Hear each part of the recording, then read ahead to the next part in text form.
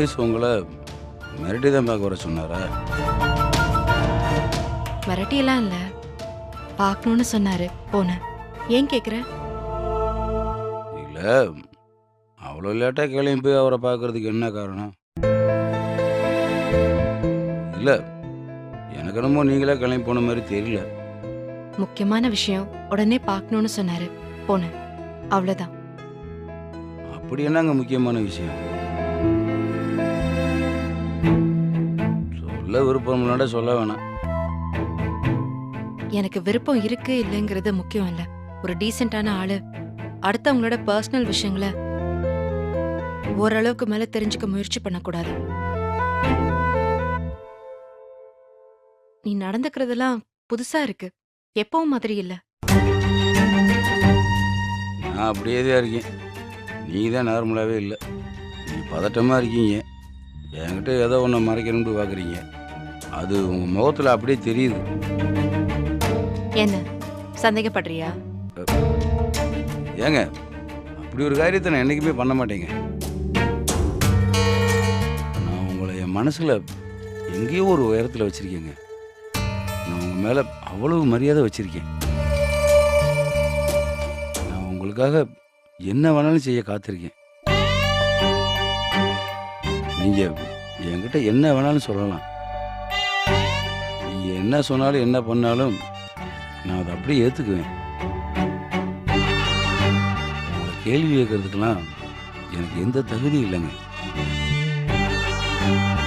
ஆனால் நீங்கள் என்கிட்ட பொய் சொல்கிறீங்க, அதைத்தான் என்னால் தாங்க முடியல.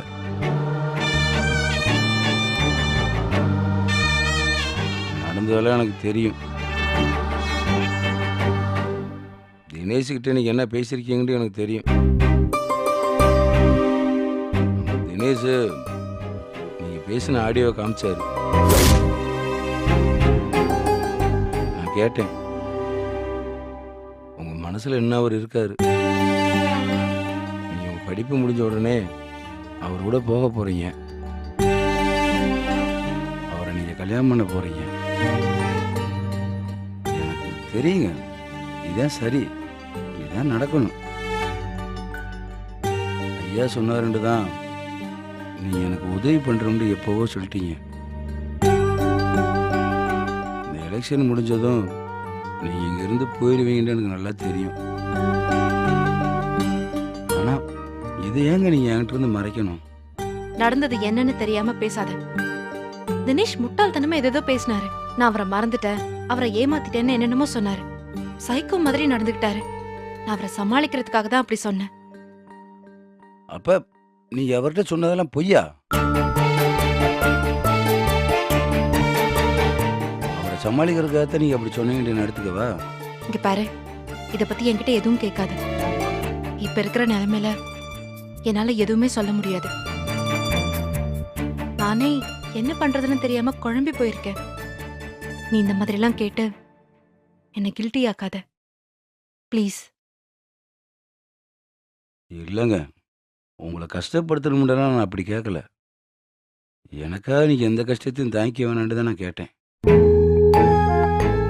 விருப்பம் என்னவோ, உங்களுக்கு என்ன பண்ணணும்னு தோணுதோ அதை பண்ணுங்க. இங்க பாருங்க, நீ என்ன முடிவெடுத்தாலும் சரி, நீங்கள் நல்லா இருக்கணுன்றதுக்காக நான் என்ன வேணாலும் பண்ணுவேன்.